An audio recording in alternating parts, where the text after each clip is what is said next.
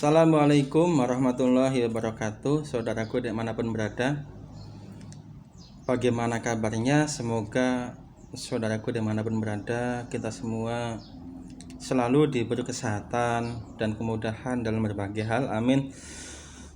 Dan yang penting, kita dapat menikmati hidup kita, dapat mensyukuri hidup kita, amin ya rabbal alamin. Saudaraku, ibadah itu gratis dan Allah menyediakan berbagai macam bentuk ibadah kepada kita supaya kita tidak bosan dengan ibadah itu. Misalkan ini yang sunnah ya, ada yang wajib sholat 5 waktu, kemudian kalau kita pengen ada tambahan-tambahan lain, kita bisa melaksanakan sholat sunnah, qobliyah, ba'diyah, duha, sholat malam dan lain-lain. Kemudian ibadah sunnah yang lain ada puasa Senin Kemis, puasa Ayyamul Bid dan lain-lain. Selain ada yang wajib puasa Ramadan, puasa nazar, gitu, kafarat. Kemudian hikmah dari banyaknya ibadah-ibadah itu, zikir pun bermacam-macam. Ada kalimat tasbih, tahmid, tahlil, takbir dan sebagainya. Sholawat pun bermacam-macam. Salah satu hikmah ibadah itu bermacam-macam jenisnya itu di dalam kitab Al-Hikam, mohon maaf kalau keliru, itu disebutkan bahwa berbagai macam jenis ibadah itu agar manusia itu tidak bosan. Di saat manusia itu biasa berzikir menyebut kalimat ini, kemudian dia mungkin pengen ganti, dia bisa dengan kalimat thayyibah yang lain, ganti-ganti. Di saat rajin sholat duha, belum tahajud, mungkin satu saat sedang kendur semangatnya untuk duha, kemudian bisa digantikan qiyamul lail begitu. Jadi ibadah yang bermacam-macam itu agar manusia tidak bosan dalam menjalannya. Jadi setiap saat kita bisa beribadah terus, berbagai macam jenis, dari sholat, puasa, zikir dan sebagainya. Kemudian semua ibadah itu gratis, tinggal kita mau melaksanakannya apa tidak. Jangan sampai ibadah itu kita harus membayar. Allah memberikan kesempatan kepada kita gratis untuk melaksanakan ibadah tanpa membayar.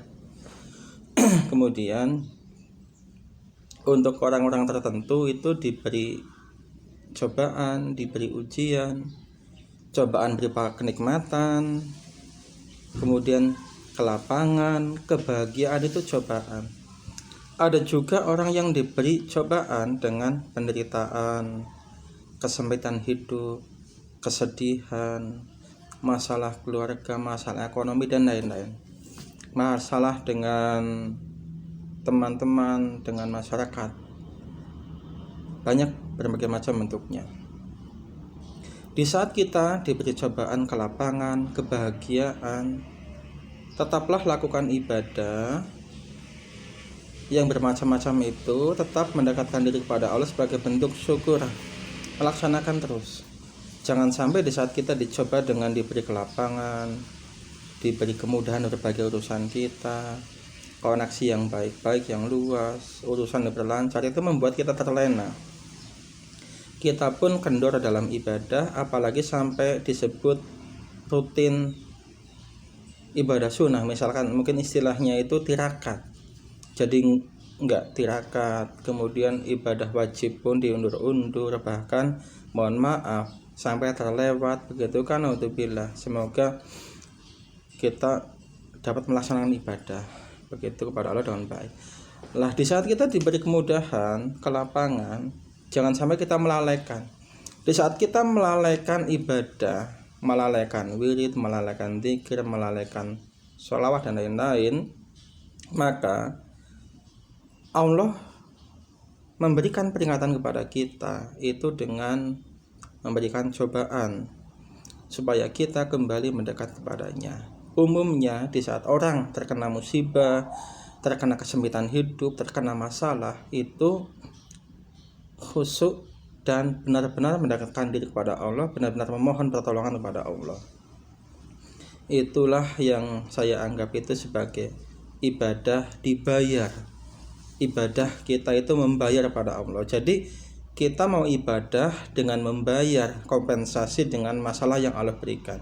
Jadi jangan sampai di saat kita diberi kelapangan, diberi kemudahan, malah ibadah kita kendor. Ibadahnya dilalaikan, wiridannya ditinggalkan, baca Qur'annya lewat. Begitu, syukurnya berkurang. Malah ibadah yang wajib terlewat. Jangan seperti itu. Di saat kita sudah kendor ibadahnya, kemudian Allah menyeret kita mendekat lagi, khusyuk lagi, itu dengan cara menimpakan kita masalah. Kita harus ibadah lagi dengan membayar melalui masalah yang kita terima. Akhirnya kita khusyuk lagi, wiridan lagi, memohon ampun lagi kepada Allah karena kita sudah diberi masalah, sehingga ibadah kita itu khusyuk sekali, tekun sekali, apapun dilakukan. Begitu. Ini ada inspirasi, jadi pengen saya rekam, Bu. Mau upload. Jadi ini saya anggap ibadah yang membayar. Jadi mumpung kita dalam kelapangan, ibadah itu gratis, alias ibadah itu dibayar dengan kebahagiaan yang kita terima.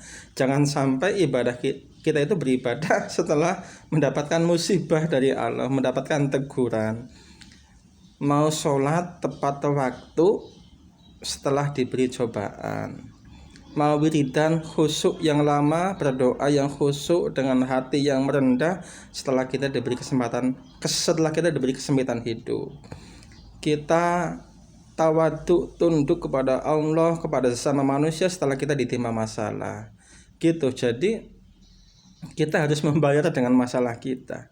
Jadi yuk, mumpung ibadah masih gratis, mumpung kita masih diberi kelapangan, masih diuji dengan kenikmatan, kelonggaran, yuk kita ibadah, jaga ibadah, khusyuk, tawadhu, dan lakukan apa yang kita bisa dengan hati yang hadir. Begitu. Jangan sampai kita dipaksa oleh Allah beribadah dengan membayar, yaitu membayarnya adalah dengan masalah yang Allah timpakan kepada kita. Rajin sholat setelah punya masalah, ibadah setelah diberi masalah, cobaan, himpitan hidup, dan lain-lain. Begitu. Demikian saudaraku, silahkan menyambung silaturahmi dengan berkomentar. Apabila bermanfaat silahkan di-share. Apabila ada yang keliru mohon diluruskan di kolom komentar. Begitu. Jangan lupa subscribe ya. Ya, kalau buat video ya umumnya subscribe. Itu terima kasih. Assalamualaikum warahmatullahi wabarakatuh. Dan laksanakan ibadah selagi itu gratis sebelum diminta bayaran melalui kompensasi masalah yang Allah berikan kepada kita. Terima kasih. Assalamualaikum warahmatullahi wabarakatuh.